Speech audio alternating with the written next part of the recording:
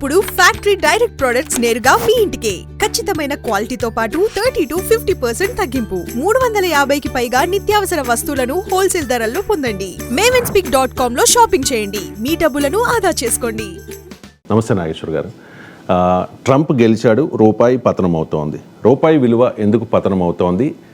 Trump గెలుపునకు అలాగే రూపాయి పతనానికి ఉన్న సంబంధం ఏంటి? అంటే నిన్న రికార్డు స్థాయిలో మీకు 80 to 82 దాటిపోయింది. 82.33 వరకు కూడా పడిపోయి మళ్ళీ కొంత రికవర్ అయినట్టుంది. బట్ ఏదైనా ఇది 84 దాకా వెళ్ళవచ్చు అని అంటున్నారు.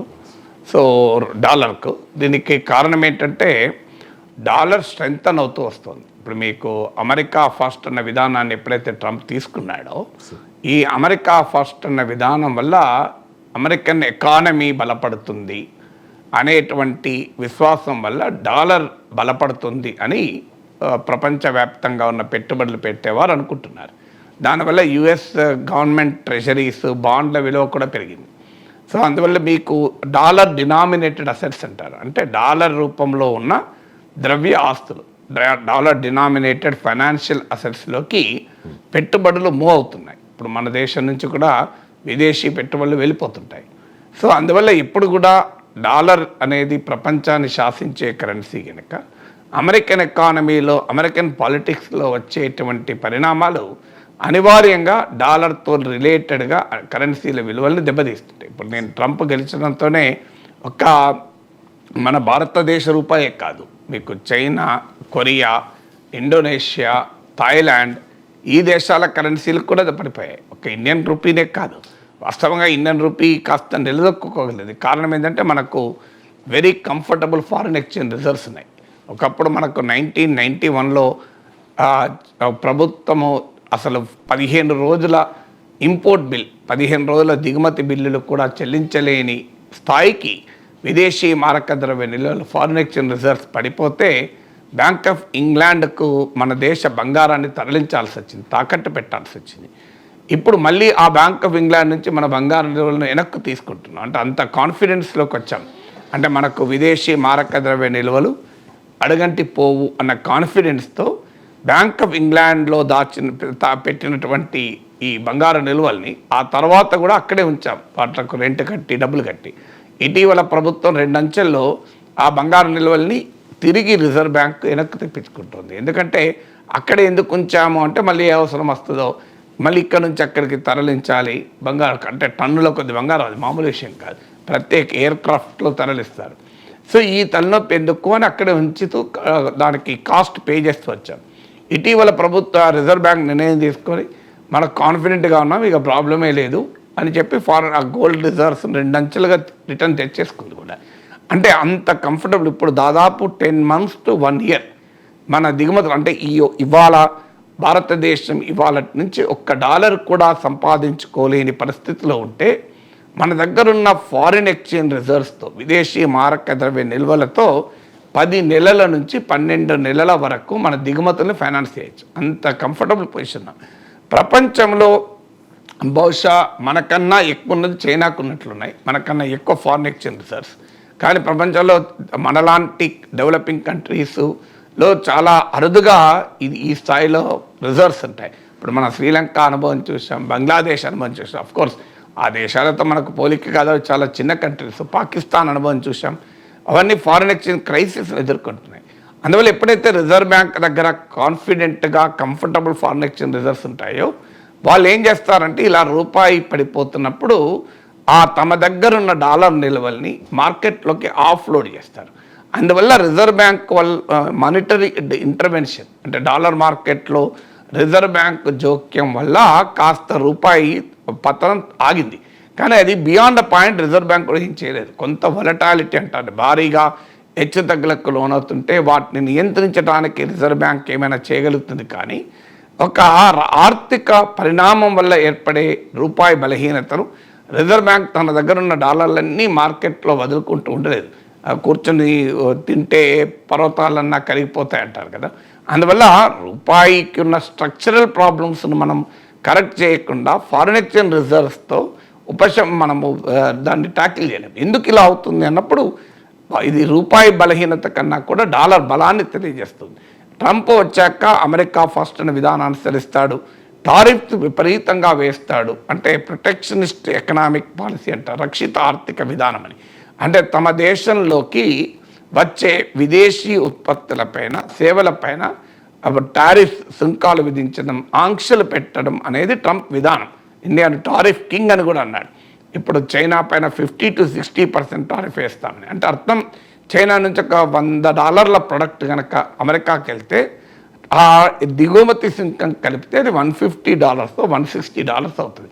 దాంతో ఎక్స్పోర్ట్స్ కాంపిటేటివ్ కావు. చైనా వాడు పడతాడు. మన దేశ ఉత్పత్తులపై కూడా అదే రకమైన ఆంక్షలు విధిస్తామని బహిరంగంగానే ట్రంప్ ఎన్నికల ప్రచారంలో చెప్పారు. ఎన్నికల ప్రచారంలో మోడీ నా మిత్రుడు అని చెప్తూనే, ఇది ఇన్క్రెడిబుల్ పర్సన్ అని చెప్తూనే మళ్ళీ ఆ మోడీ పాలిత భారతదేశాన్ని టారిఫ్ కింగ్ అన్నాడు. ఇప్పుడు చైనా భయంకరంగా టారిఫ్స్ వేస్తుంది, బ్రెజిల్ వేస్తుంది, ఇండియా అంతకన్నా ఎక్కువ వేస్తుంది. ఇండియా ఇద్ద టారిఫ్లో హయ్యెస్ట్ వేస్తుంది, బిగ్ చార్జర్ అని చెప్పి ఆరోపించాడు. వాస్తవంగా అమెరికా చాలా ఎక్కువ ఇస్తుంది ఇప్పటికీ కొన్ని ఉత్పత్తుల పైన. ఇప్పుడు మీకు గ్లోబల్ ట్రేడ్ రీసెర్చ్ ఇనిషియేటివ్ వాళ్ళు ఇటీవల వరల్డ్ ట్రేడ్స్ ఆర్గనైజేషన్ WTO వారి వరల్డ్ టారిఫ్ ప్రొఫైల్ అనే ఒక నివేదికను ప్రచురించారు. ఈ world tariff profile report of the world trade organisation ప్రకారం మన దేశ డైరీ ఎగుమతుల పైన అమెరికా 188% వేస్తుంది, 188% పన్ను వేస్తుంది. అలాగే మీకు ఫ్రూట్స్ అండ్ వెజిటబుల్స్ పైన 132% వేస్తుంది, 132%. Food cereals and food preparations, ఆహార ధాన్యాలు, ఫుడ్ ప్రిపరేషన్స్ పైన 193% వేస్తుంది. మీకు ఆయిల్స్ అండ్ ఫ్యాట్స్ పైన 164% వేస్తుంది. బివరేజెస్ పైన 150% వేస్తుంది. నేను కొన్ని ఉదాహరణలే చెప్పాను మీకు. ఇంత పెద్ద ఎత్తున అమెరికా మన పైన సుంకాలు విధిస్తూ పైకి ట్రంప్ చెప్తున్నది ఏంటంటే భారతదేశం ఎక్కువ సుంకాలు వేస్తుంది, India is the tariff king అంటున్నాడు. కారణం తన దేశ ప్రయోజనాల కొరకు ఇతర దేశాల ఎకానమీలు ఏమైనా మంచిదే అన్నది ట్రంప్ విధానం. సహజంగానే ఇది డాలర్ను స్ట్రెంథెన్ చేస్తుంది. ఎందుకంటే మిగతా దేశాల కరెన్సీలు దెబ్బతిన్నా మంచిదే, నా దేశ కరెన్సీ నిలబడాలని. ఆ అమెరికా ఫస్ట్ అనే పాలసీ వల్ల ఏం జరుగుతుందంటే డాలర్ స్ట్రెంథన్ అవుతుంది. డాలర్ స్ట్రెంథన్ అయితే ఆటోమేటిక్గా డాలర్తో పోలిస్తే మన రూపీ పతనం అవుతుంది. ఇది మొదటిది. రెండవది ఏంటి అంటే మీకు అమెరికాలో వడ్డీ రేట్లకు డాలర్ విలువకు డైరెక్ట్ రిలేషన్షిప్ ఉంటుంది. ఎందుకంటే అమెరికాలో వడ్డీ రేట్లు అంటే రిజర్వ్ బ్యాంక్ మనలాగా రిజర్వ్ బ్యాంక్ ఆఫ్ ఇండియా లాగా అమెరికాలో సెంట్రల్ బ్యాంకును బ్యాంక్ కనుక ఫెడరల్ వారు అంటే ఆ వడ్డీ రేట్లు ఇంట్రెస్ట్ రేట్లు కనుక పెంచితే, అంటే ప్రభుత్వము సెంట్రల్ బ్యాంక్ ఏం చేస్తుందంటే ఒక వడ్డీ రేట్కు డిసైడ్ చేసి మన దగ్గర కూడా రెపో రేట్ అని రివర్స్ రెపో రేట్ అని ఉంటుంది. సో అమెరికా ఫెడ్ వారు ఈ వడ్డీ రేట్లను తగ్గించకపోవచ్చు అని. ఎందుకంటే ట్రంప్ యాంటీ ఇన్ఫ్లేషన్ ద్రవ్యోల్బణం ఎదుర్కోవాలి అనే నినాదం పైన ఎన్నికలు గెలిచాడు. కాస్ట్ ఆఫ్ లివింగ్ విపరీతంగా పెరిగిందని. అమెరికానే కాదు ప్రపంచవ్యాప్తంగా ఉన్న మానిటరీ ఎకనామిక్ పాలసీ ద్రవ్య ఆర్థిక విధాన స్వభావం ఏంటి అంటే మనం ధరలు తగ్గించాలంటే వడ్డీ రేట్లు పెంచాలి అనేది విధానం. ఎందుకంటే వడ్డీ రేట్లు పెంచితే క్యాపిటల్ ఫ్లో ఉండదు. ఇది very theoretical conservative economic definition. ఎందుకంటే ద్రవ్యోల్బణం అంటే too much money chasing too little గూడ్స్ను ఎకనామిక్స్ నిర్వచనం. So too much money chasing too little goods అంటే ఎకానమీలో ఉన్న వస్తువుల విలువ కన్నా కూడా కరెన్సీ విలువ ఎక్కువ ఉంటుంది. దాన్ని ఇన్ఫ్లేషన్ అంటారు. అందువల్ల కరెన్సీ పరిమాణాన్ని తగ్గిస్తే ఆటోమేటిక్గా ధరలు తగ్గుతాయన్నది మానిటరీ ఎకనామిక్ పాలసీ. అది రైట్ ఆ రాంగ్, అది it's a very big academic discussion. So అందువల్ల అమెరికా ఆ మానిటరీ ఎకనామిక్ పాలసీని నమ్మి క్యాపిటల్ ఎకానమీలో నియంత్రించడానికి వడ్డీ రేట్లు పెంచుతుంది. అందువల్ల వడ్డీ రేట్లు పెంచినప్పుడు ఏమవుతుంది అంటే డాలర్లలో దాచుకున్న వారికి ఎక్కువ ఇంట్రెస్ట్ రేట్ వస్తుంది. సో ఎప్పుడైతే అమెరికాలో డాలర్లలో ఎక్కువ ఇన్కమ్ వస్తుందో సాధారణంగా డాలర్ల రూపంలో ప్రపంచ పెట్టుబడులు ఉంటాయి కనుక, ఎందుకంటే ఎందుకు డాలర్ రూపంలో ఉంటాయి మనకు అర్థమయ్యటానికి ఫారిన్ ఎక్స్చేంజ్ అంటే సింపుల్ డెఫినేషన్ ఏంటంటే ఏ కరెన్సీతోనైతే ప్రపంచంలో మనము ఎక్కడైనా ట్రాన్సాక్షన్ చేయగలమో దాన్ని ఫారిన్ ఎక్స్చేంజ్. అంతే తప్ప ఫారిన్ ఎక్స్చేంజ్ అంటే ఫలానా డాలరే కావాలని రూల్ లేదు. ఇప్పుడు ఉదాహరణకు మనం డాలర్ తీసుకొని యూరోప్కి వెళ్ళు, శ్రీలంక వెళ్ళు, రష్యా వెళ్ళు, చైనా వెళ్ళు, ఎక్కడన్నా వెళ్ళు డాలర్ చెల్లుతుంది. మన రూపీ తీసుకొని వెళ్తే చెల్లదు. సో అందువల్ల ఆ అమెరికన్ డాలర్కు ఉన్న బలం, అది స్ట్రెంత్ అది.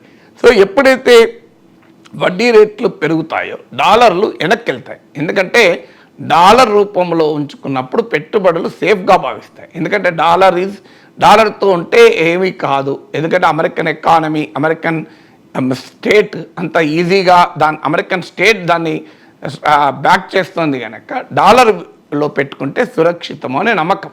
అందువల్ల మీకు డాలర్ల రూపంలోకి వడ్డీ రేట్లు పెరిగినప్పుడల్లా డాలర్ల రూపంలోకి పెట్టుబడులు వెళ్ళి డాలర్ విలువను, డాలర్ల డిమాండ్ను పెంచి డాలర్ వాల్యూని పెంచుతుంది. ఇప్పుడు ట్రంప్ వచ్చాక నేను ఇంతకుముందు చెప్పినట్లు ఈ వడ్డీ రేట్లు తగ్గకపోవచ్చు అని.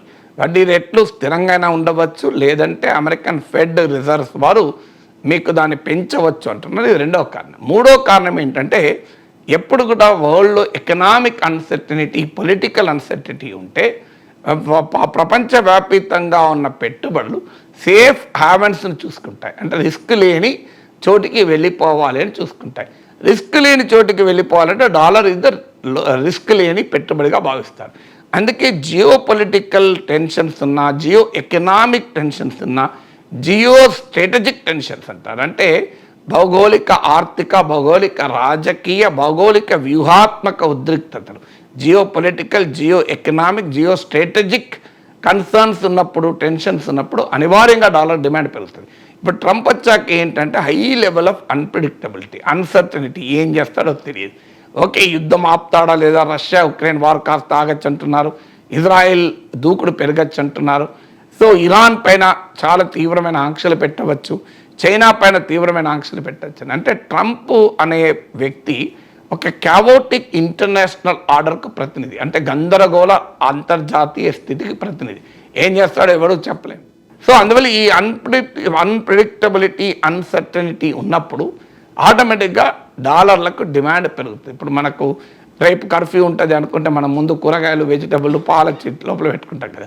ఏమో రేపు ఎట్లుంటుందో పరిస్థితి, మార్కెట్ బంద్ అవుతుందో, మనం బయటికి వెళ్ళగలమో లేదో అన్నప్పుడు. సో అందువల్ల ఈ జియో పొలిటికల్ అన్సర్టనిటీస్ వల్ల, జియో పొలిటికల్ అన్ప్రెడిక్టబిలిటీ వల్ల కూడా డాలర్లకు డిమాండ్ పెరుగుతుంది. అందువల్ల ట్రంప్ రావడం వల్ల డాలర్ స్ట్రెంగ్తెన్ కావడము, డాలర్ డిమాండ్ పెరగడము, డాలర్ డినామినేటెడ్ అసెట్స్లోకి పెట్టుబడులు ప్రవహించడం వల్ల మన రూపీ తీవ్రమైన ప్రెషర్ని ఎదుర్కొంటుంది.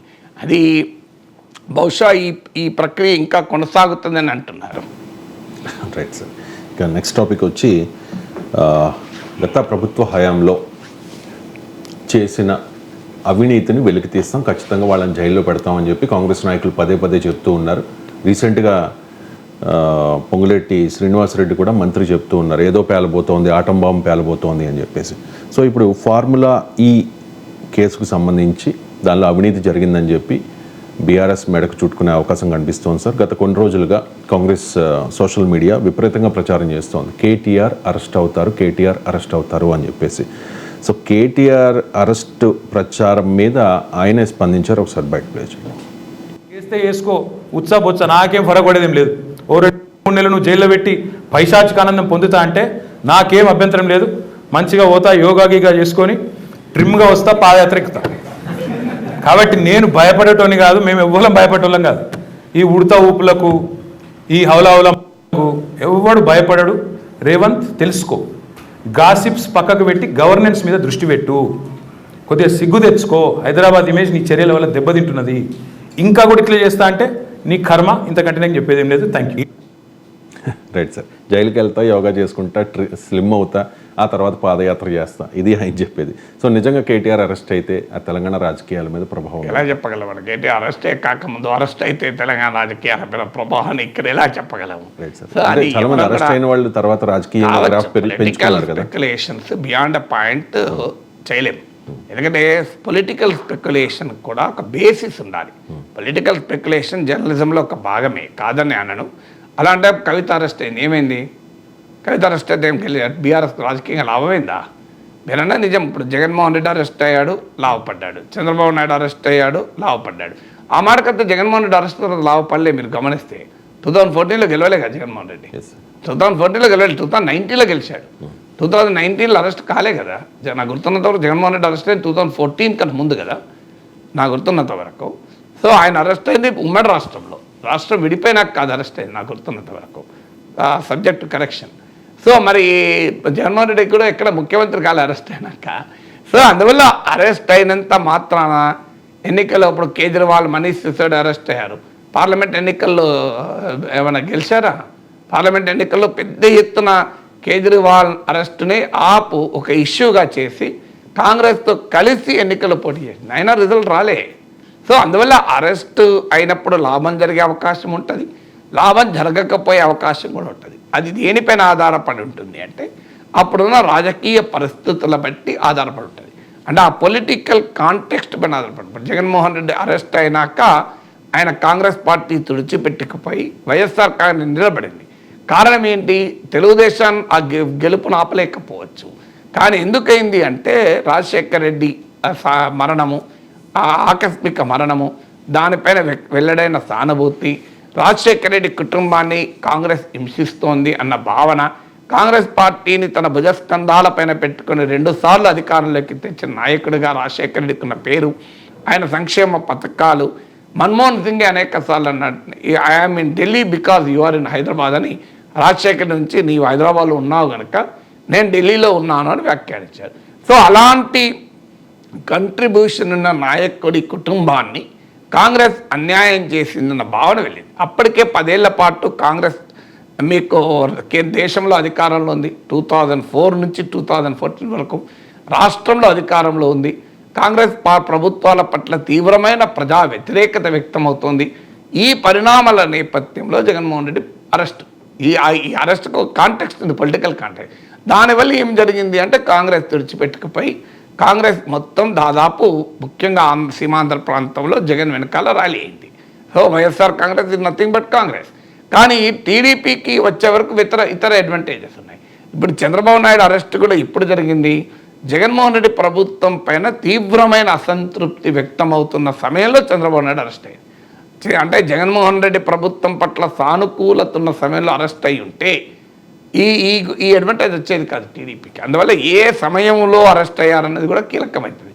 సో అందువల్ల అరెస్ట్ అయితే ఆటోమేటిక్గా ముఖ్యమంత్రి అవుతారు, అరెస్ట్ అయితే నాయకత్వంలోకి వస్తారు అనేది కొన్ని సీక్వెన్సెస్ని చూసి మనకు అనిపించవచ్చు. రేవంత్ రెడ్డి ఓటుకు నోట్లు అరెస్ట్ అయ్యాడు, చీఫ్ మినిస్టర్ అరెస్ట్ అయ్యారు అనేది కొంత సానుభూతి రావటానికి, పాపులారిటీ పెరగటానికి దోహదం చేస్తున్న స్కోప్ ఉంది. కానీ అది ఆటోమేటిక్గా ఉండదు, అది గివెన్ పొలిటికల్ కాంటెక్స్ట్ పైన ఆధారపడుతుంది. అందుకే నేను ఉదాహరణ చెప్పాను, కవిత అరెస్ట్ అయినా కూడా బీఆర్ఎస్కి ఏ ప్రయోజనమో రాజకీయంగా కలగలేదు. ఆ మాటకు వస్తే క్లెమర్ మైండ్లతో మావోయిస్ట్ అప్పుడు పీపుల్స్ వార్ గ్రూప్ చంద్రబాబు నాయుడిని అంతం చేసేందుకు కుట్రబంది బాంబులు పేల్చితే కూడా చంద్రబాబు నాయుడు సింపతి వస్తుంది అనుకొని ఎన్నికలను ముందుకు లాగాడు. కానీ ఏం జరిగింది? రాలేదు సానుభూతి గమనిస్తే. అందువల్ల ఇవన్నీ ఆటోమేటిక్గా ఉండదు, ఇవన్నీ గివెన్ పొలిటికల్ కాంటెక్స్ట్లో ఉంటాయి. అందువల్ల ఇప్పుడు కేటీఆర్ అరెస్ట్ అయ్యే టైంకు ఏ రకమైన పొలిటికల్ కాంటెక్స్ట్ ఉంటుందో మనకు తెలియకుండా కేటీఆర్ అరెస్ట్ అయితే రాజకీయంగా లాభమా నష్టమా అని లెక్కలేయడం అనేది స్వీయ మానసిక దృక్పథంతో వేసే లెక్కలు తప్ప ఆబ్జెక్టివ్ రియాలిటీ. ఎందుకంటే విశ్లేషణ ఎప్పుడు కూడా సబ్జెక్టివ్గా ఉండకూడదు. అంటే నా స్వీయ మానసిక దృక్పథం, నా ఇష్టాలను బట్టి విశ్లేషణ ఉండదు, వాస్తవాల ఆధారంగా నా విశ్లేషణ ఉండాలి. అందువల్ల ఆబ్జెక్టివ్ రియాలిటీ తెలియకుండా సబ్జెక్టివ్గా నేను కామెంట్ చేయను. ఆబ్జెక్టివ్ రియాలిటీ ఎప్పుడు తెలుస్తుంది? అరెస్ట్ అయినప్పుడు తెలుస్తుంది.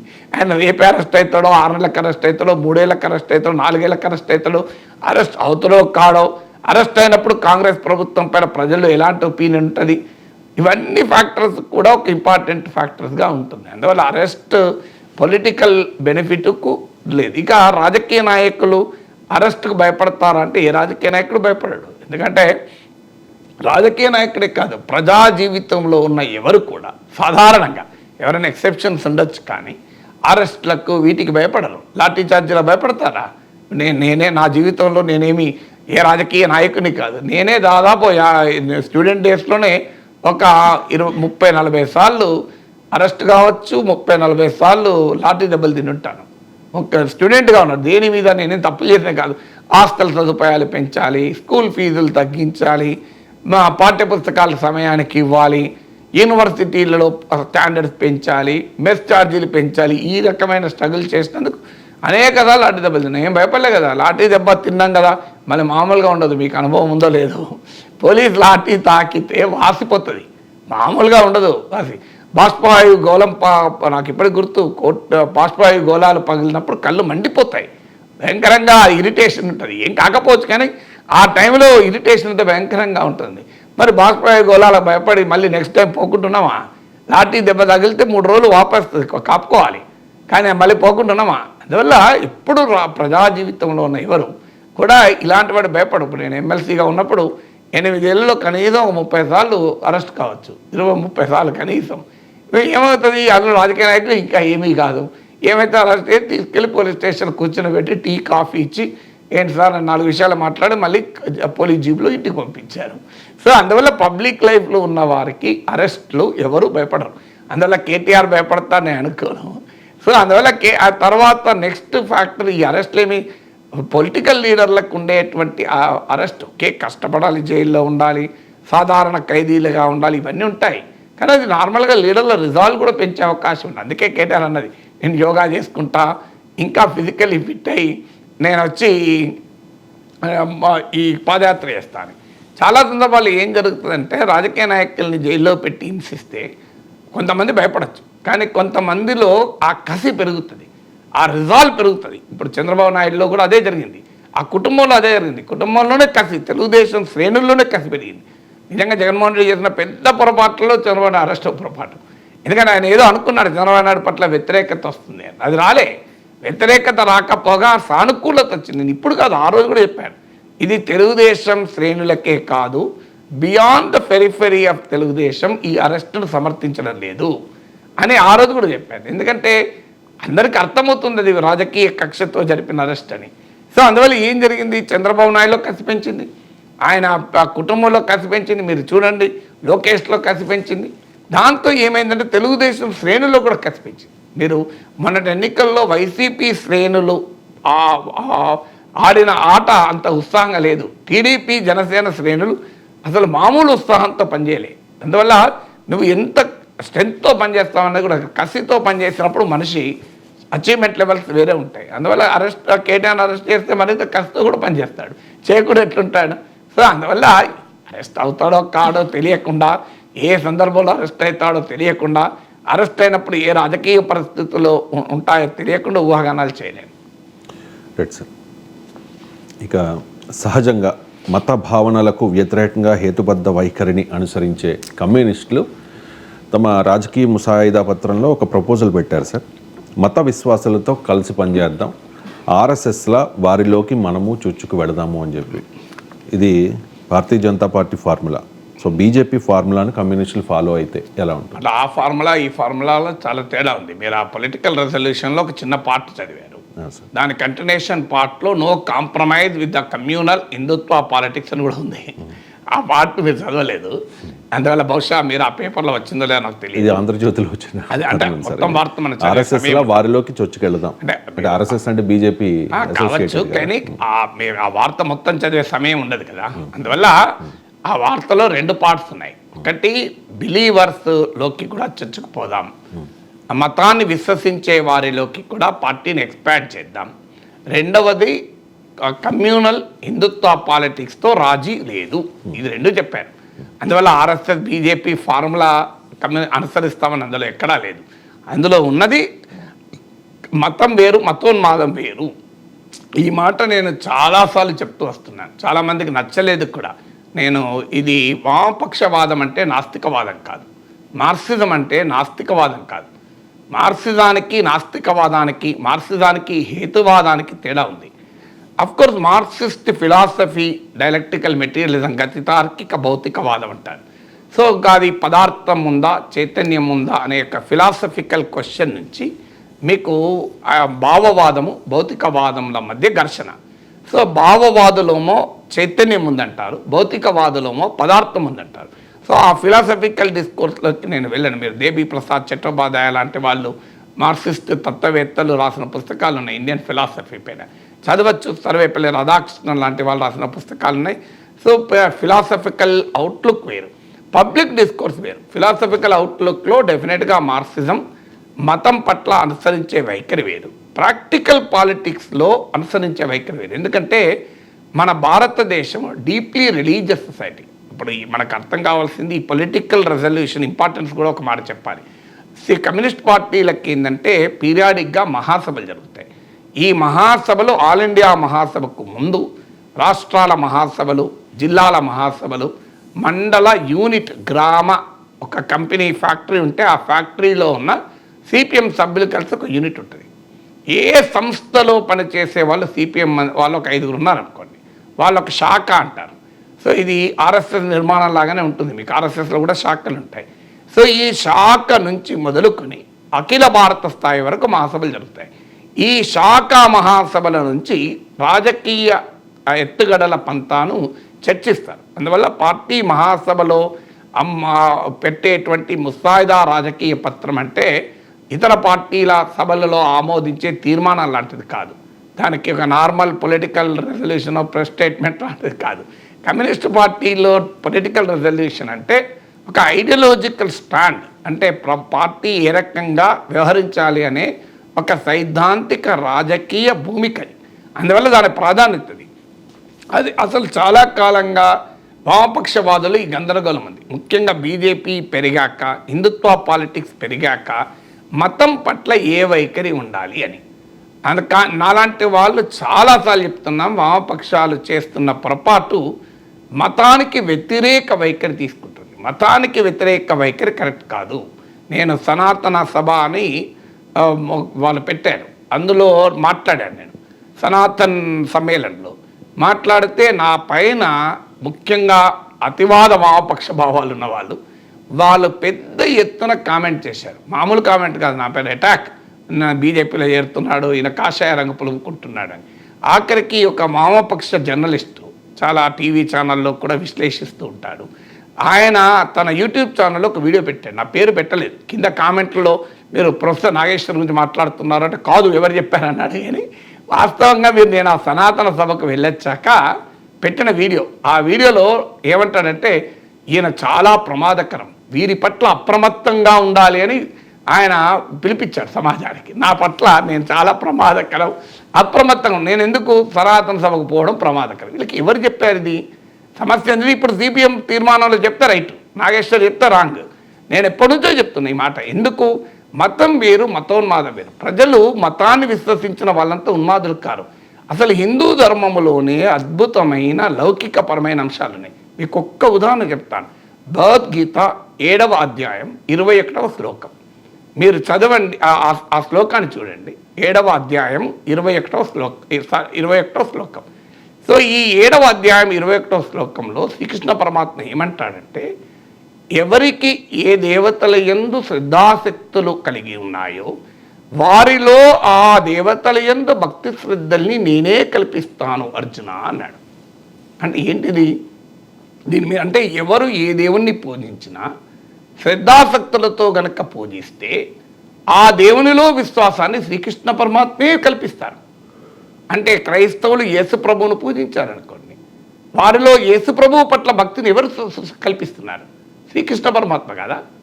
మీరు ముస్లింలకు అల్లా పైన భక్తి ఉందనుకోండి, వాళ్ళు అల్లా పైన భక్తి శ్రద్ధలతో పూజిస్తున్నారు అనుకో, వారి యందు భక్తి శ్రద్ధలు ఎవరు కల్పిస్తున్నారు? ముస్లింలు అల్లా పట్ల శ్రీకృష్ణ పరమాత్మే కల్పిస్తున్నాడు. ఇది భగవద్గీత చెప్పిన సార్వజనీన విశ్వజనీన సత్యం. ఇంత గొప్పగా ఉంది చూడండి. మీరు మా ఉపనిషత్తులు చెప్తాయి, మా మంచి ఆలోచనలు అన్ని వైపుల నుంచి రానియండి అని చెప్తాయి. ఏ ఒక్క వైపు నుంచి రామని చెప్పలేదు. ఈశా ఉపనిషత్తులో చెప్తారు, ఈ చరాచర జగత్తులోని సమస్త జీవరాశుల్లో ఏ జీవరాశికి మరో జీవరాశి పైన ఆధిపత్యము చెలాయించే హక్కు లేదు అని చెప్తారు. ఎంత సోషలిస్ట్ భావన అండి ఇది. ఇంతకు మించిన సామ్యవాద భావన ఉందా? కార్ల్ మార్క్స్ ఏమన్నాడు? ఒక వర్గం మరో వర్గాన్ని, ఒక జాతి మరో జాతిని, ఒక దేశం మరో జాతిని దోచుకోలేని సమాజాన్ని సృష్టించడము కమ్యూనిజం అన్నాడు. ఇది మా కార్ల్ మార్క్స్ అన్నది. ఇప్పుడు మనకు కార్ల్ మార్క్స్ అన్నదానికి ఈశా ఉపనిషత్తులు తేడా ఏంటి నాకు చెప్పండి. ఈ చరాచర జగత్తులో సమస్త జీవరాశులకు ఏ జీవరాశికి మరో జీవరాశి పైన ఆధిపత్యం చెలాయించే హక్కు లేదు అన్నాడు. కమ్యూనిస్ట్ ఫిలాసఫీ ఏం చెప్తుంది? కార్మిక వర్గం, శ్రామిక వర్గం పైన పెట్టుబడిదారుల ఆధిపత్యం ఉండకూడదు అంటుంది. భూమి లేని పేదల పైన భూస్వాముల ఆధిపత్యం ఉండకూడదు అంటుంది. ఆ అభివృద్ధి చెందుతున్న దేశాలపైన, పేద దేశాలపైన, సామ్రాజ్యవాద దేశాల ఆధిపత్యం ఉండకూడదు ఉంటుంది. ఇదే కదా చెప్పేది. మీకు ఎసెన్స్ ఏంటి ఇంతకన్నా డిఫరెన్స్? ఇప్పుడు నేను ఈషా ఉపనిషత్తు, కారల్ మార్క్స్ రెండు కంపేర్ చేసి చెప్పాను. మీకు తేడా ఏమైనా ఉందా? ఇదయ్యా మతం అంటే. కానీ ఏం జరుగుతుంది? ప్రజలేమో మతాన్ని విశ్వసిస్తున్నారు. అసలు వీళ్ళకి తెలియదు ఏంటంటే, కారల్ మార్క్స్ చాలామంది మతం మత్తుమందు, religion the opium of masses అన్న ఒక కొటేషన్ యొక్క చివరి భాగాన్ని తీసుకొని మతం మత్తుమందు అని కమ్యూనిస్టులు అదే వాడతారు, కమ్యూనిస్టు వ్యతిరేకులు అదే వాడతారు. విచిత్రం ఏంటంటే, కమ్యూనిస్టులోమో మతానికి వ్యతిరేకంగా వాడతారు మతం మత్తుమందని, కమ్యూనిస్టు వ్యతిరేకులేమో కమ్యూనిస్టులను తీర్చడానికి చూడు వీళ్ళు మతానికి వ్యతిరేకంగా అదే వాడతారు. ఇక కమ్యూనిస్టుల వైఖరి ఏంటి మరి? అసలు మార్క్స్ అది అన్నాడా? మార్క్స్ ఏమన్నాడు? They are the sigh of the sighless, spirit of the spiritless, sigh of the sighless, spirit of the spiritless situation and they are the opium of masses అన్నాడు. అంటే నిట్టూర్పు లేని చోట నిట్టూర్పు మతం, కరుణాదయ లేని చోట కరుణదయ మతం. ఇదే అన్నది మీకు స్పిరిట్ ఆఫ్ ద స్పిరిట్లెస్, స్ఫూర్తి లేని పరిస్థితుల్లో స్ఫూర్తి మతం. అలా అంటూ మతం మత్తుమందు అన్నాడు. ఆ మతం మత్తుమందు అన్నది ఇంటాక్సికేషన్ అన్న కాంటెక్స్లో మార్క్స్ వాడలేదు. అంటే మత్తుమందు రెండు రకాలు ఉంటాయి. మందు మా బ్రాండీ విస్కీలు తాగితే మత్తు వస్తుంది, అనస్థీషియా మత్తు వస్తుంది కదా. అనస్థీషియా బ్రాండీ విస్కీ ఒకటేనా? అనస్థీషియామో ప్రాణరక్షణ కొరకు. అందువల్ల మతము ప్రజలు ఎందుకు వెళ్తారు అని చెప్తూ మార్క్స్ అంటాడు, పోరాటం మతం పైన కాదు, మతం వైపుగా వెళ్తున్న ప్రజల సామాజిక ఆర్థిక స్థితిగతులపైన పోరాడాలి అంటాడు. Fight is not on religion, fight is against the social and economic conditions the drive the humanity towards religion అని చెప్తాడు. మరి ఇది మార్క్స్ చెప్పిందే కదా. సో ఇవి చెప్తే జనానికి ప్రమాదకరము, ఈయన అప్రమత్తంగా ఉండాలి అని ప్రగతిశీల లౌకిక వామపక్షవాదులకు మా మిత్రుడు ఆ వామపక్ష జర్నలిస్ట్ పిలిపించాను నా పైన నేను ప్రమాదం అని. అలాగంటారు. నేను శ్రీరాముని జీవితం చెప్తున్న వ్యక్తిత్వ వికాసాలు ఒక వీడియో పెట్టాను. ఒక లెఫ్ట్ ట్రేడ్ యూనియన్ నాయకుడు, అతివాద లెఫ్ట్, మళ్ళీ మామూలు లెఫ్ట్ కాదు, విపరీతమైన రెడ్ కలర్ ఉండే లెఫ్ట్, ఆయన ఒక పెద్ద క్యాంపెయిన్ నడిపాడు నా మీద వాట్సాప్లో.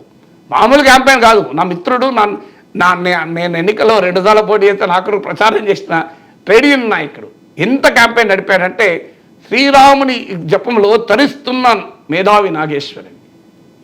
శ్రీరాముని జపంలో తరిస్తే నేరం అది. మీకు నేను ఇంతకుముందు చెప్పాను, 7వ అధ్యాయము 21వ శ్లోకం ఒకసారి దయచేసి చూడండి. శ్రీకృష్ణ పరమాత్మ ఏమన్నాడు? శ్రీకృష్ణుడు ఏమంటాడు? ఎవరైతే నన్ను నిర్మలమైన ఉదయంతో, కరుణతో, దయతో, జాలితో సేవిస్తారో వారే నాకు అత్యంత ప్రీతిపాత్రులు అర్జున అని చెప్పాడు. ఇది కదా చెప్పింది. విద్వేషంతో నన్ను ప్రేమించే వారే నాకు ప్రీతిపాత్రులు శ్రీకృష్ణుడు అన్నాడా? మీకు ఇంకా అంటే మీరు భగవద్గీత, మా అన్నయ్య భగవద్గీత శిక్షణ పొందుతున్నాడు, ఆయన నిన్న పంపిస్తే చూశాను. మీకు ఒక్క ఉదాహరణ చెప్తాను. ఇవాళ ప్రోటోకాల్ పేరిట కొట్లాడుకుంటారు మన వాళ్ళు. మీరు ఎమ్మెల్యే, మినిస్టరు రోజు పేపర్లు వస్తుంది ప్రోటోకాల్ పాటించలేదు అని. కానీ మీకు ఒక్క ఉదాహరణ చెప్తాను. మహాభారతంలో కౌరవుల తరఫున సర్వ సైన్యాధిపతి అయిన భీష్మాచార్యుల వారు శంఖాన్ని పూరిస్తారు. ముందు పాండవుల తరఫున ఎవరు పూరించాలి? మీకు మహాభారతం ఐడియా ఉండింటారు. శంఖ పాండవుల సర్వ సైన్యాధిపతి దృష్టద్యుమ్నుడు, ద్రౌపది సోదరుడు దృష్టద్యుమ్నుడు పాండవుల బావమరిది, ఆయన సర్వ సైన్యాధిపతి. మీరు కౌరవుల వైపేమో సర్వ సైన్యాధిపతి అయిన భీష్మాచార్యుడు పూరించాడు. కానీ పాండవుల వైపు నుంచి దృష్టద్యుమ్నుడు పూరించలేదు. ఎవరు పూరించారో తెలుసా? శ్రీకృష్ణ పరమాత్మ పూరించారు. మరి శ్రీకృష్ణుడు ఆ మహాభారత యుద్ధం ఆయన పొజిషన్ ఏంటి? సారథి. సారథి పని ఏంటి? రథం సిద్ధపడాలి, వీరుడు యుద్ధానికి రెడీ అయ్యే వరకు. సాయంత్రం అయిపోయేతోనే మళ్ళీ ఆ అశ్వాలకు స్నానం పోయాలి, అశ్వాలకు ఆహారం పెట్టాలి, అశ్వాలను సిద్ధపరచాలి. ఇంకా ఆశ్చర్యం వేస్తుంది. మీకు యుద్ధం చేస్తూ ఉంటారు యుద్ధభూమిలో. యుద్ధభూమి అంటే కామ్గా ఉంటుందా? మన సౌండ్ ప్రూఫ్ స్టూడియో కాదు కదా యుద్ధభూమి అంటే. రణగణ ధ్వనులు ఉంటాయి, భయంకరమైన ఆహాకారాలు ఉంటాయి. ఆ సమయంలో సారథికి ఇన్స్ట్రక్షన్లు ఎట్లు ఇవ్వాలి? ఆ రోజుల్లో వాట్సాప్ లేదు, మెసేజ్ లెఫ్ట్ రైట్. ఇప్పుడు మీరు పీసీఆర్లకు ఇస్తారు చూడండి, మీరు మెసేజ్లు. నేను మాట్లాడుతుంటే మీరు మొబైల్ పట్టుకొని చాలామంది అనుకోవచ్చు ఆయన ఎటో చూస్తారు. అటు కాదు, మీరు మెసేజ్లు ఇస్తుంటారు పీసీఆర్కు. ఇంకా ఎక్స్టెండ్ ఫర్ అనదర్ 15 minutes ఇట్లా పెడతారు కదా. మరి అప్పుడు ఆ రతి అర్జునుడు శ్రీకృష్ణుడికి ఎలా ఇన్స్ట్రక్షన్ ఇవ్వాలి?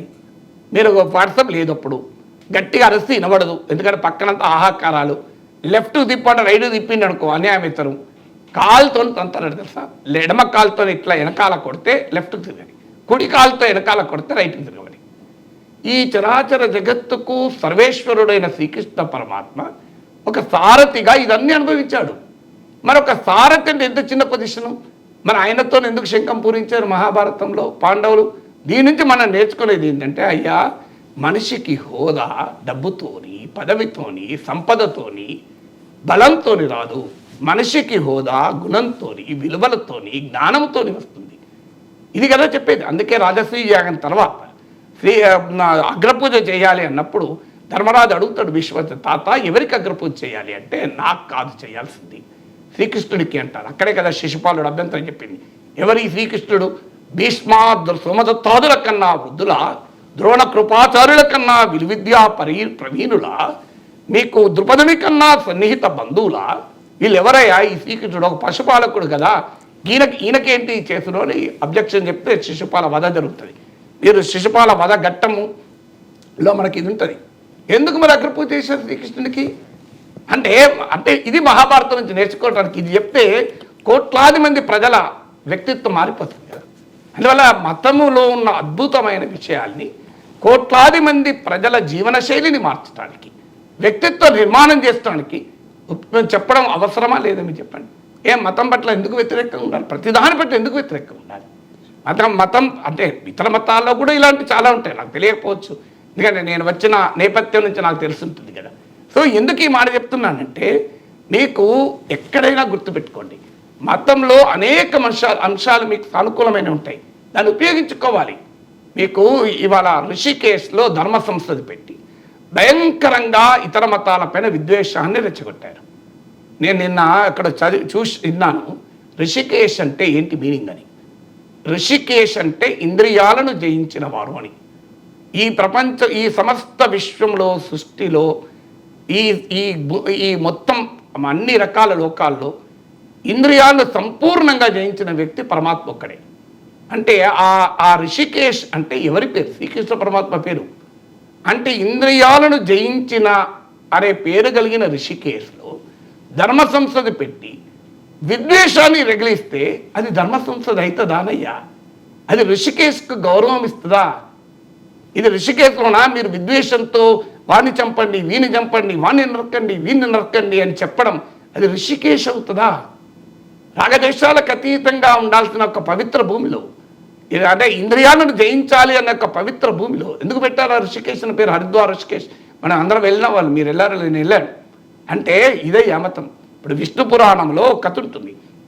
ఓ బాటసారి అడవిలో వెళ్తుంటాడు, వర్షం పడుతుంది, అటు ఇటు చూస్తాడు.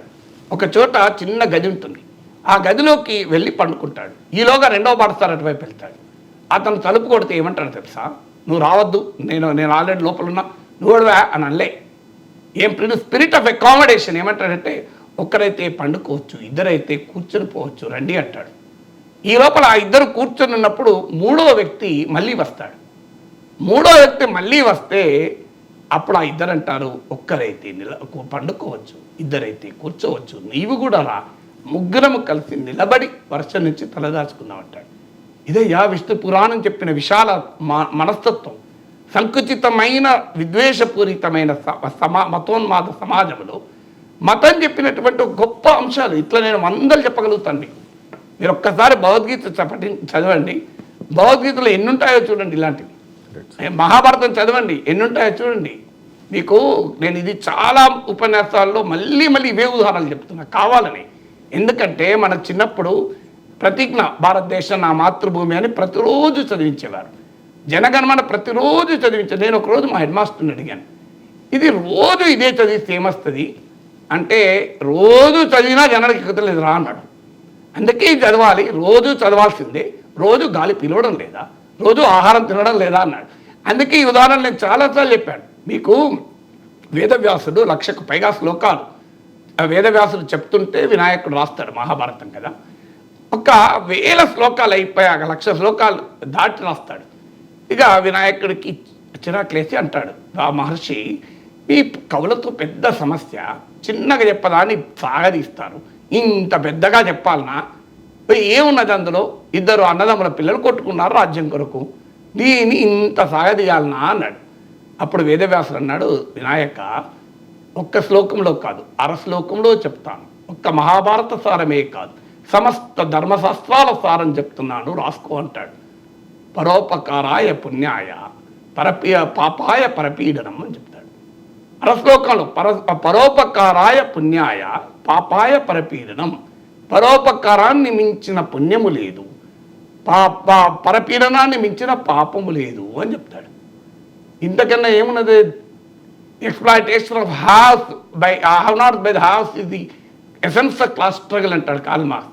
పరస్పరం సంఘర్షించిన శక్తుల నడుమ చరిత్ర పుట్టెనని శ్రీశ్రీ దానికి తెలుగులో భాష్యం చెప్తారు. The clash between haves and have nots is the history అన్న మార్క్స్ కొటేషన్. అంటే ఉన్నవారికి లేని వారికి మధ్య జరిగిన ఘర్షణే చరిత్ర అని చెప్తాడు. ఇది కార్ల్ మార్క్స్ చెప్పిన class struggle, theory of class struggle. Mahabharatam చెప్పిన థియరీ ఆఫ్ క్లాస్ స్ట్రగల్, పరపీడనం వర్సెస్ పరోపకారం. దీని దానికి ఏం తేడా ఉందని చెప్పండి.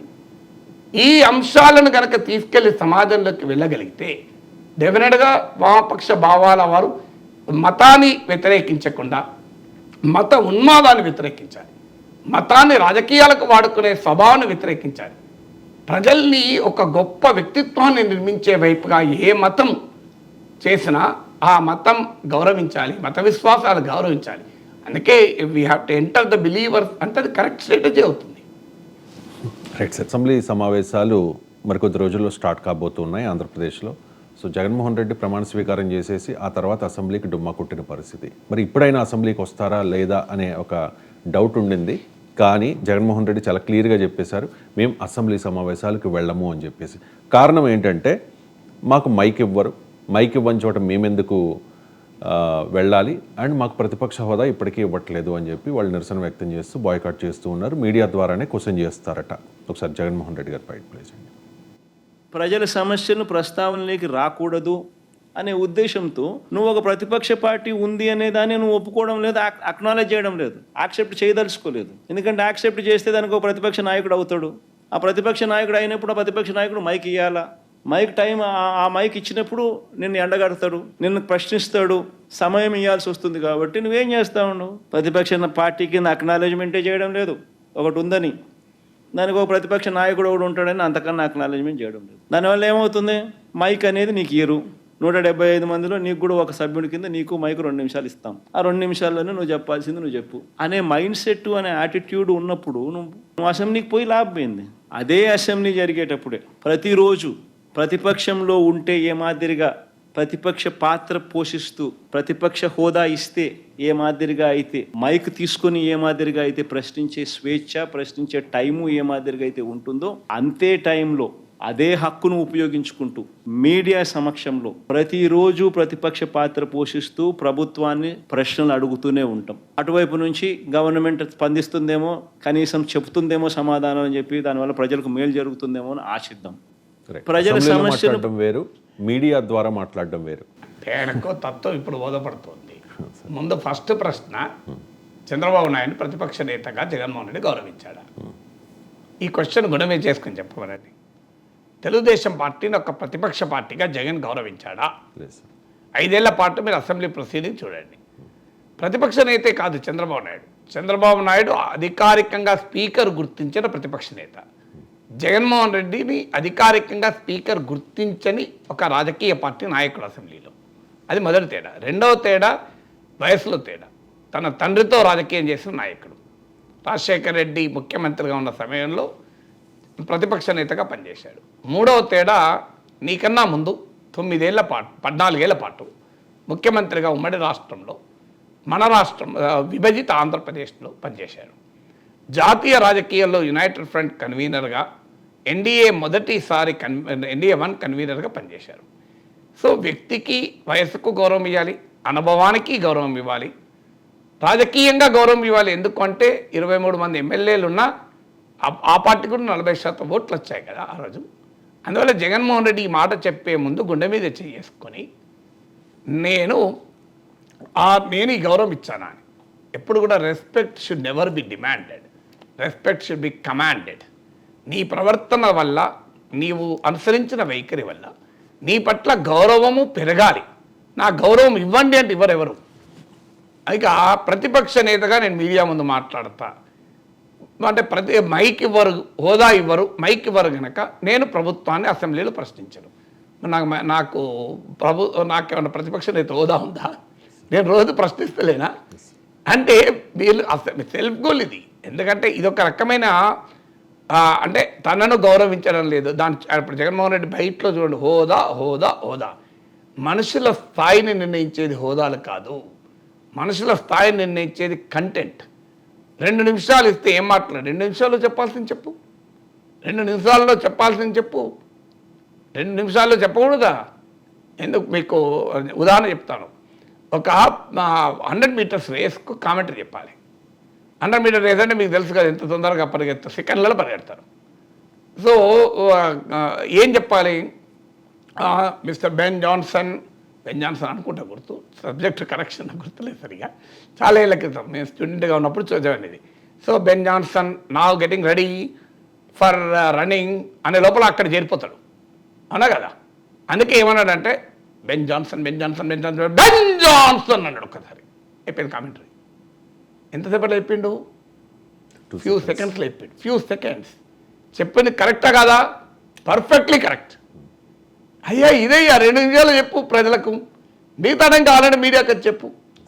2 నిమిషాలు చెప్పా అంటే ఎట్లా? 2 నిమిషాలు చెప్పకపోతే ఎలా చెప్తారు? ఇంకెక్కడ చెప్తారు? మీకు రాకేష్ శర్మ, మన ఇండియన్ కాస్మోనాట్, గగనతలంలోకి వెళ్ళాడు కదా, అంతరిక్షంలోకి వెళ్ళినప్పుడు ఇందిరాగాంధీ అడిగింది, నీకు భారతదేశం ఎలా కనబడుతుంది అంటే సారా జహాం సే అచ్చా అన్నాడు.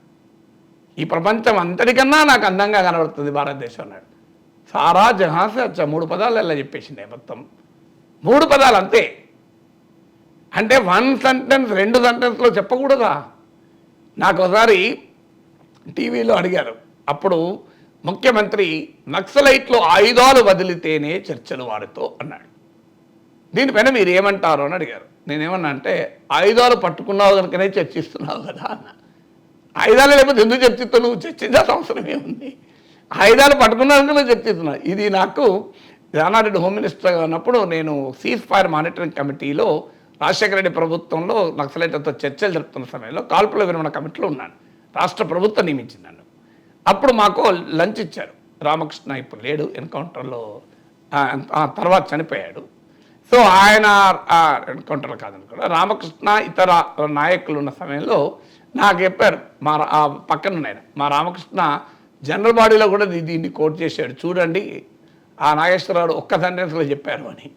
ఒక్క సెంటెన్స్ లేనైనా మన నాదెట్లా చూస్తారని అంటే మేము వీడియోలో పంపిస్తాం కదా సార్ అన్నాడు. సో ఎందుకంటే ఒక్క సెంటెన్స్లో చెప్పాడు, చూడు ఆయుధాలు వదిలితేనే చర్చలు అని ముఖ్యమంత్రి అన్న. ఆయుధాలు పట్టుకున్నందుకే కానీ వాళ్ళతో చర్చ జరుగుతున్నావు. అంటే ఈ ఉదాహరణలు ఎందుకు చెప్తున్నానంటే, జగన్మోహన్ రెడ్డికి నేనేదో ఎలా మాట్లాడాలని క్లాస్ పీకుతున్నారని మీరు మళ్ళీ తమ్మునేలు పెట్టకండి. ఎలా మాట్లాడాలి, జగన్కు క్లాసు పీకిన నాగేశ్వరని. నేను ఎవరికి క్లాసు పీకే అంత వాడు కాదు. కానీ నేను అనేది ఏంటంటే 2 నిమిషాలు ఇచ్చినా దాన్ని సద్వినియోగం చేసుకొని 2 గంటల కొరకు పోరాడాలి. మీకు ఎప్పుడు కూడా ప్రయత్న లోపం ఉండకూడదు. మీకు ఇది మళ్ళీ మహాభారత ఉదాహరణ చెప్తాను నేను. సో సంధికి పోతాడు శ్రీకృష్ణ పరమాత్మ. అప్పుడు శ్రీకృష్ణుడు ఏమంటాడు, సంధి కుదరదని తెలుసు, సంధికి సుయోధనుడు అంగీకరించడని తెలుసు, అయినను పోయి రావలను అస్తినకు అంటాడు. ఎంత అద్భుతమైన స్టేట్మెంట్. సంధి కుదరదని తెలుసు, సంధికి సుయోధనుడు అంగీకరించడని తెలుసు, అయినను పోయి రావాలనని అస్తినకు అంటాడు. జగన్మోహన్ రెడ్డి కూడా అనాల్సింది ఏంటంటే మైక్ ఇవ్వరని తెలుసు, హోదా రాదని తెలుసు, అయినను పోయి రావాలను అసెంబ్లీకి. ఎందుకు పోయి రావాలను? అసెంబ్లీకి నీవు వెళ్ళడం అనేది చంద్రబాబు నాయుడుతో నీకున్న రాగద్వేషాలతో సంబంధం లేదు. It is not the relationship between Chandrababu Naidu and Jaganmohan Reddy. It is not the relationship between TDP and YCP. అసెంబ్లీకి జగన్ ఎందుకు వెళ్ళాడు? చంద్రబాబు నాయుడు పంపించాడా? తెలుగుదేశం పంపించిందా? ప్రజలు పంపించారు. అది ప్రజలతో ఉన్న సంబంధాన్ని చంద్రబాబు నాయుడు మీద కోపంతో ఎట్లా తెచ్చుకుంటా ఉంటున్నా? నీకు టీడీపీ మీద కోపంతో, చంద్రబాబు నాయుడు మీద కోపంతో ప్రజలు నీకు ఇచ్చిన బాధ్యత నుంచి నువ్వు ఎలా తప్పించుకుంటా ఉంటున్నా? ప్రజలు నిన్ను అసెంబ్లీకి ఎందుకు పంపించారు? చట్టసభకు మా తరఫున గొంతెత్తని అన్నాడు. ఓకే, గొంతెత్తితే మీకు అవకాశం ఇవ్వలే, ప్రజలే నిర్ణయించుకుంటారు కదా. రోజు వెళ్ళండి, అవమానాలు భరించండి. చంద్రబాబు నాయుడు భరించినందుకే ముఖ్యమంత్రి చేశారు ప్రజలు. చంద్రబాబు నాయుడు అన్న మాట మాకు ఇప్పుడు గుర్తు కదా, ఇది గౌరవ సభ కాదు, ఇది కౌరవ సభ. మళ్ళీ ముఖ్యమంత్రిగానే తిరిగొస్తాను అని శపథం చేశాడు. ప్రజలు దానికి స్పందించారు సానుకూలంగా.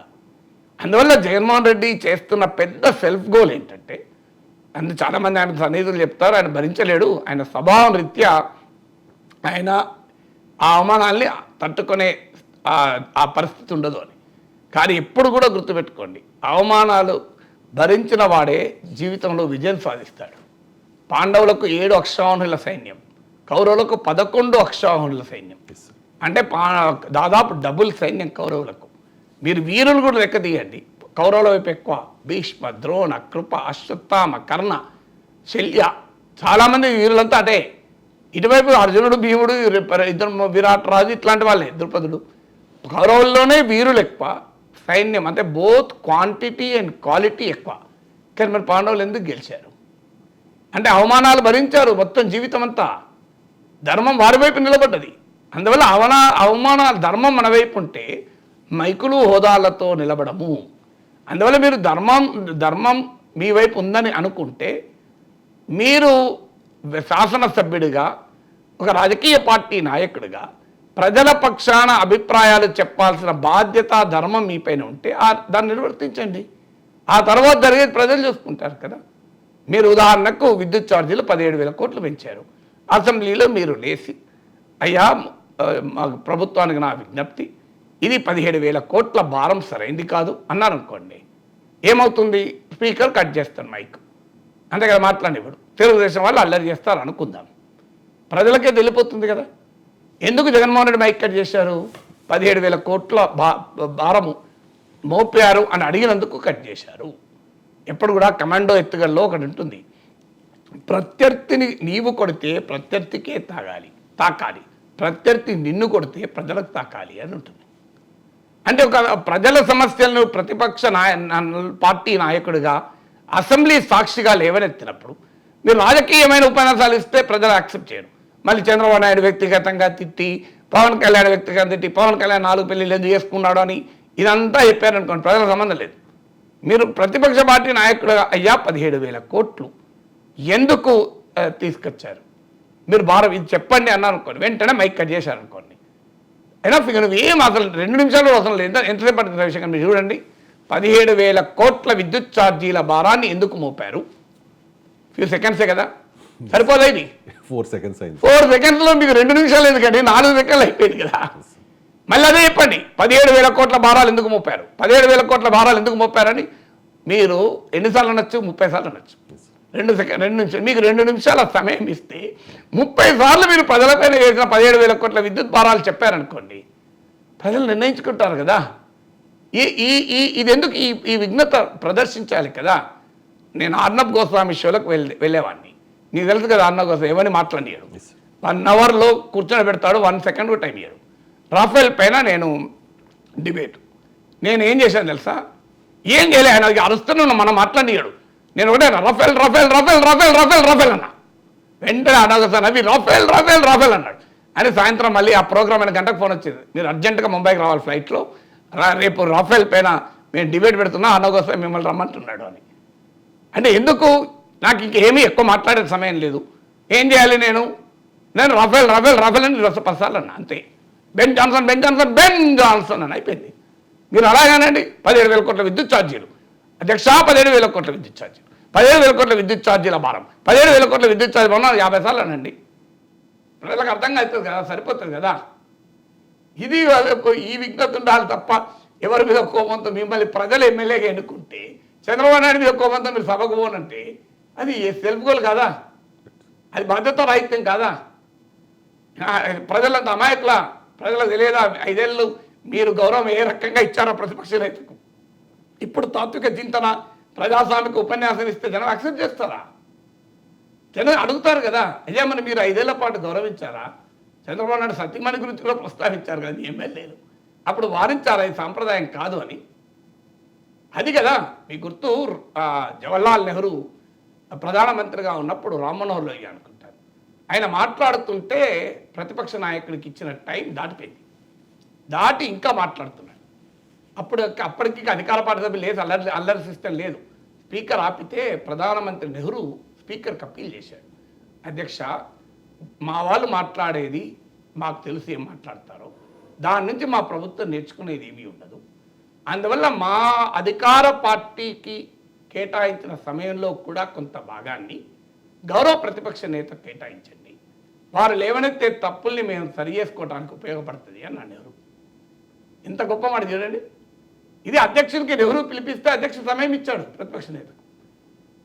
అందువల్ల మీకు పార్లమెంటరీ సాంప్రదాయాల్లో రూల్ ఏంటంటే, మీరు ఎదుటివాడు గౌరవం ఇవ్వకపోతే, ఇప్పుడు నెహ్రూ పోయి ఎన్నేళ్ళు అయింది, 70 ఏళ్ళు అయిపోయింది, 60 ఏళ్ళు అయిపోయింది, 1964, 60 ఏళ్ళ తర్వాత కూడా ఆయన గుర్తు తెచ్చుకుంటున్నాం కదా. సో ఎందుకు ఒక ఉత్తమమైన సాంప్రదాయాన్ని నెలకొల్పితే సంచలన వరకు కూడా మర్చిపోను. అందువల్ల మీరు కనుక ఒక చంద్రబాబు నాయుడు కుటుంబాన్ని, సతీమణిని కూడా అన్నప్పుడు జగన్మోహన్ రెడ్డి లేచి ఈ సంస్కారాన్ని నేను అంగీకరించాను అని తన సభ్యులతో క్షమాపణ చెప్పించారనుకోండి, ఇవాళ జగన్మోహన్ రెడ్డి చాలా టవరింగ్ హైట్స్లో ఉండేవాడు, పర్వత శిఖరాల పైన ఉండేవాడు. అది చేయనప్పుడు మీకు అక్కికలా ఉంటుంది ఇతరులు అంటారు. ఆయనను జగన్మోహన్ రెడ్డికి మైక్ ఇవ్వాలంట నేను. ఆయన 5 ఏళ్ళు గౌరవించాడా లేదా, ఆయన 5 ఏళ్ళు చంద్రబాబు నాయుడు పట్ల ఎలా వ్యవహరించాడు, I don't think that's all relevant. ఆయనను జగన్కు మైక్ ఇవ్వాలనే అంటారు. కానీ మైక్ ఇవ్వకపోయినా ఆయనను అసెంబ్లీకి జగన్ పోవాలి అంట. Right sir. అంటే పార్టీ కష్టకాలంలో కూడా పోరాట పడిపై చూపించాల్సిన అవసరం ఉంది. కానీ జగన్మోహన్ రెడ్డి అస్త్ర సన్యాసం చేసేస్తూ ఉన్నారు అని చెప్పి టీడీపీ సోషల్ మీడియా తెగ ట్రోల్ చేస్తూ ఉన్న పరిస్థితి సార్.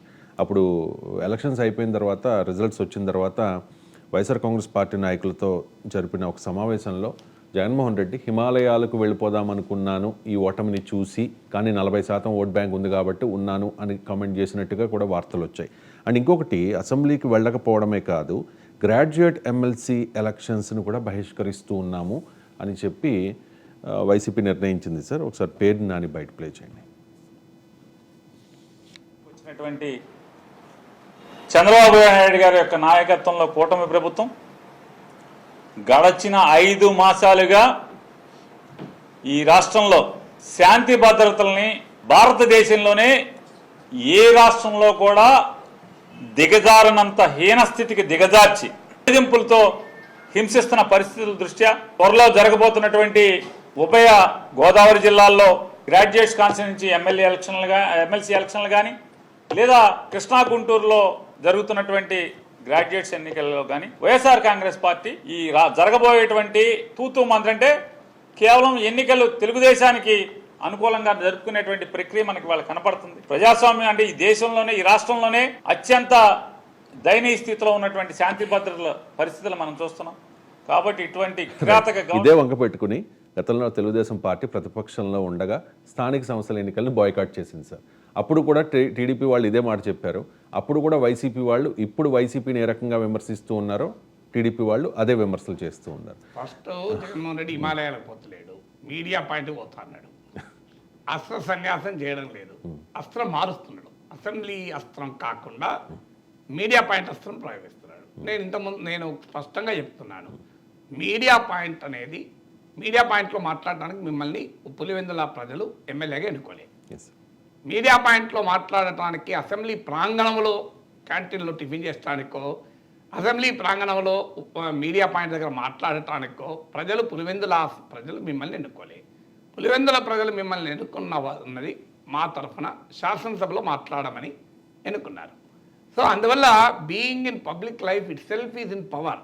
పవర్ అంటే ఎక్కడో అధికారంలో ఉంటేనే అధికారం కాదు, ప్రజా జీవితంలో ఉన్న ఎవరైనా అధికారంలో ఉన్నట్టే. నాలాంటి వాడు ఒక అంశం పైన మాట్లాడుతున్నాను మీడియా ద్వారా అంటే అది కూడా అధికారమే. కొన్ని లక్షల మంది పైన ప్రభావం చూపడం అధికారం కాదా?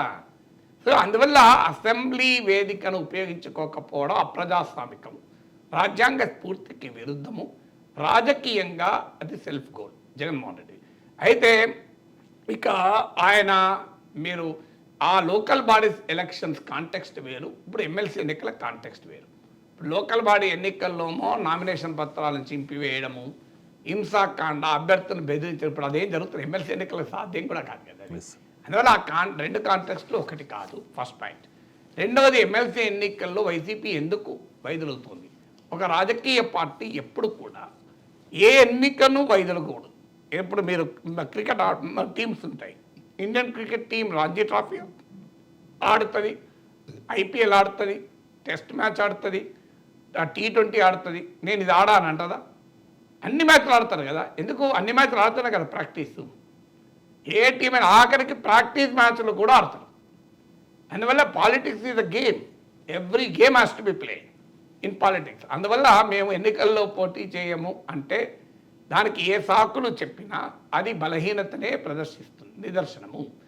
మీకు గుర్తుండే ఉంటుంది జగన్మోహన్ రెడ్డి పతనం ఎక్కడ మొదలైంది? ఎమ్మెల్సీ ఎన్నికలతో మొదలైంది. మీకు గ్రాడ్యుయేట్ కాన్స్టిట్యున్సీలు రాయలసీమ, ఉత్తరాంధ్ర అన్ని కాన్స్టిట్యున్సీలకు కూడా మీకు తెలుగుదేశం పార్టీ గెలవడంతో జగన్మోహన్ రెడ్డి పతనం మొదలైంది. ఈవెన్ ఇంక్లూడింగ్ రాయలసీమలో కూడా గ్రాడ్యుయేట్ ఎలక్షన్లో టీడీపీ గెలిచింది. స్టేట్ వైడ్ మొత్తం రాష్ట్రం అంతా గెలిచింది. అదొక ఫస్ట్ ఇండికేషన్, సిగ్నల్ ఏంటంటే ఫస్ట్ సిగ్నల్ అది. ఇప్పుడు మనకు హార్ట్ ప్రాబ్లం ఉందనుకోండి, మీకు కొన్ని సిగ్నల్స్ వస్తాయి. ఆ సిగ్నల్స్ నెగ్లెక్ట్ చేస్తేనే హార్ట్ అటాక్ వస్తుంది. చాలా మట్టుకు ఎవరికో ఒక్కరికి ఏ సిగ్నల్ లేకుండా ఉండదు. ఏంటి సిగ్నల్స్? చెస్ట్లో పెయిన్ వస్తుంది, మెట్లు ఎక్కుతుంటే ఆయాసం వస్తుంది, వాకింగ్ చేస్తుంటే బ్రీత్లెస్నెస్ వస్తుంది. ఇవన్నీ వచ్చినప్పుడు నువ్వు అర్థం చేసుకోవాల్సింది ఏంటంటే అది నాకు ఎక్కడో హార్ట్కు ప్రాబ్లం ఉండొచ్చు, చూపెట్టుకోవాలని. అయితే చెస్ట్లో పెయిన్ వచ్చినంత మాత్రాన దట్ హార్ట్ ప్రాబ్లం కాకపోవచ్చు. మీకు గ్యాస్ట్రిక్ ప్రాబ్లం ఉన్నా, అసిడిటీ ఉన్నా పెయిన్ రావచ్చు, కండరాల నొప్పి వల్ల కూడా పెయిన్ రావచ్చు. కానీ హార్ట్కు ప్రాబ్లం వస్తే కూడా సిమ్టమ్స్. మీకు కాస్తంత ఎగ్జర్ట్ అయితే చెమటలు పడుతున్నాయి అనుకోండి, ఇమీడియట్గా మీరు కార్డియాలజీ దగ్గర పోవాలి. అది ఫస్ట్ సిగ్నల్. వీటన్నిటిని నెగ్లెక్ట్ చేస్తే ఏమవుతుంది? ఒక్కసారిగా హార్ట్ ఆగిపోతుంది. జగన్మోహన్ రెడ్డి చేసిన పొరపాటు ఉండదు. ఎమ్మెల్సీ సిగ్నల్స్ చెమటలు పట్టడం, ఆయాసం రావడం, బ్రీత్లెస్నెస్, ఛాతీలో నొప్పి, ఇలాంటి సిగ్నల్స్ అవన్నీ. ఆ సిగ్నల్స్ని జగన్మోహన్ రెడ్డి ఖాతరు చేయలేదు, దాంతో ఎన్నికల్లో ఓడిపోయాడు. ఇప్పుడు అయితే ఇక్కడ ఒక డైమెన్షన్ ఉంది, చాలామంది తెలియాలి. ఆంధ్రప్రదేశ్ ప్రజలకు తెలుసు, ఉభయ గోదావరి జిల్లాలు కృష్ణా, గుంటూరు గ్రాడ్యుయేట్ ఎమ్మెల్సీ. ఎవరి సిట్టింగ్ సీట్లు ఇవి? టీడీపీ కాదు, వైసీపీ కాదు. ఈ 2 సీట్లు పీడీఎఫ్ ఎమ్మెల్సీలు. మా మిత్రులు అక్కడ ఇక్కడ కృష్ణా, గుంటూరు లక్ష్మణరావు, అక్కడ ఐ వెంకటేశ్వరరావు, వీళ్ళిద్దరూ కూడా నైదర్ టీడీపీ నార్ వైసీపీ. ఆ సీట్లు 2 పీడీఎఫ్, ప్రోగ్రెసివ్ డెమోక్రటిక్ ఫ్రంట్ అని వివిధ ప్రజా సంఘాలు, ఉపాధ్యాయ సంఘాల మద్దతుతో ఎలక్ట్ అయిన నాయకులు. ఇప్పుడు ఐ వెంకటేశ్వరరావు యూటీఎఫ్ రాష్ట్ర అధ్యక్షుడిగా చేశారు. Lakshmanarao affiliated college teachers association నాయకుడిగా చేశాడు. సో వీళ్ళందరూ వీళ్ళు అక్కడ సిట్టింగ్ సీట్లు టీడీపీ కాదు, వైసీపీ కావు. అందువల్ల ఇవాళ అక్కడ పోటీ కేవలం టీడీపీ వైసీపీల మధ్య కాదు మీరు విరమించుకోవటానికి. పోటీ అక్కడ ప్రధానమైన పోటీదారులు. ఈవెన్ గోదావరి జిల్లాల టీచర్ ఎమ్మెల్సీ కూడా అవుతుంది. అది కూడా యూటీఎఫ్ సీటు షేక్ బాబ్జీ అని యూటీఎఫ్ రాష్ట్ర అధ్యక్షుడు యాక్సిడెంట్లో మరణిస్తే ఆ సీటు ఖాళీగా ఎన్నికలు జరుగుతున్నాయి. సో ఇవి ఏవి కూడా టీడీపీ సీట్లు కాదు, వైసీపీ సీట్లు కాదు, ఈ 3 కూడా. అందువల్ల పోటీయే టీడీపీ వైసీపీ మధ్యలో కాదు ఇది. ఇక్కడ 3వ ప్లేయర్ కూడా ఉన్నారు, పీడీఎఫ్ ప్లేయర్. సో అందువల్ల ఇదేదో రాజకీయంగా మరి పీడీఎఫ్ వాళ్ళు పోటీ చేయడం లేదా? వాళ్ళు చేస్తున్నారు కదా. మరి వాళ్ళు ఇలా కారణాలు చెప్పడం లేదు కదా. అందువల్ల ఎన్నికల్లో పోటీ చేయడానికి నువ్వు ఏ కారణం చెప్పినా అది నీ బలహీనతనే తెలియజేస్తుంది తప్ప బలాన్ని తెలియజేయదు. Right sir. అంటే ఈ రకంగా అసెంబ్లీకి వెళ్ళను అని చెప్పడం, ఆ తర్వాత ఎమ్మెల్సీ ఎన్నికలకు దూరం కావడం, ఎన్నికల ఫలితాలు వచ్చిన దగ్గర నుంచి చూస్తూ ఉంటే వైఎస్ఆర్ కాంగ్రెస్ పార్టీ పరిస్థితి ఏంటి అని మీ అభిప్రాయం? ఏముంటుంది పార్టీ అది అలా, నేను ఐ డోంట్ ఎక్స్పెక్ట్. అంటే చాలామంది నాయకులు అంటే బయటకి ఓపెన్గా చెప్పకపోయినా కొంతమంది చెప్పిన వాళ్ళు ఏమో బయటకు వెళ్ళిపోతూ ఉన్నారు. బాలినేని శ్రీనివాసరెడ్డి, సామినేని ఉదయభాను, కిలారు వెంకటరోసయ్య ఇలాంటి వాళ్ళు వెళ్ళిపోవడానికి ఏదో జగన్కి చెప్పి జగన్ వినకపోతే వెళ్ళిపోతున్నారు అనుకుంటే పొరపాటు. అధికారం ఉంటే ఉంటారు, అధికారం లేకపోతే పోతారు. ఏముందండి ఇది రాజకీయాల్లో? టీడీపీ వైసీపీ వాళ్ళైనా టీడీపీ వాళ్ళైనా అధికారంలో ఉంటే ఉంటారు, అధికారం లేకపోతే పోతారు.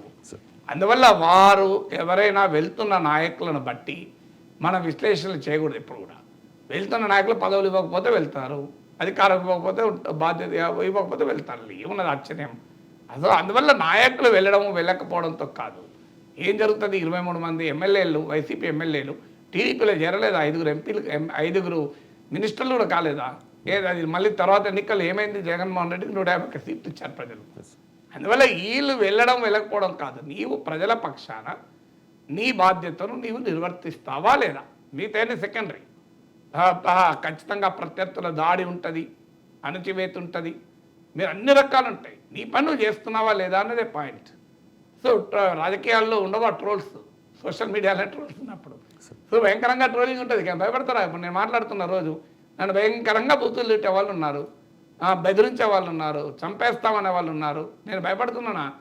వాడు ఒక్కడంటే 4 సార్లు ఇంకెక్కువ మాట్లాడతా. నాలో కసి పెంచుతుంటారు. అందువల్ల రాజకీయ ఒక మీడియా విశ్లేషకుడికి ఈ యాటిట్యూడ్ ఉంటే రాజకీయ నాయకుడికి ఎట్లాంటి యాటిట్యూడ్ ఉండాలి? ఇంకా కసి పెరగాలి కదా. నా మైక్ ఇవ్వకపోతే నేను ఇంకా మైక్ లేకపోతే ఏమున్నది మాట్లాడాలా? మనకు వినబడదా మైక్ లేకపోతే? నాకు ఆశ్చర్యమైంది, అసెంబ్లీలో మైక్ లేకపోతే వినబడదా? మైక్ లేకపోయినా వినబడుతుంది. మనం ఇప్పుడు లైవ్ టెలికాస్ట్ చూడండి, మైక్ లేదు మనకి వినబడవా? అరుపుల కేకలు వినబడవా? వాళ్ళందరికీ మైక్లు ఇచ్చిండు ఆ స్పీకర్, అరవండి కేకలేయండి అని. అరుపుల కేకలు వేసడానికి ఏదో మైక్లు ఇవ్వడు కదా స్పీకరు, మరి అవన్నీ మనకు వినబడతలేవా? అందువల్ల వినిపించుకోవడానికి మైక్ ఎందుకండి? మనం నోరుంటే చాలు వినిపించవచ్చు. Right sir, thank you so much sir. చాలా అంశాలకు సంబంధించి సమగ్ర విశ్లేషణ అందించినందుకు.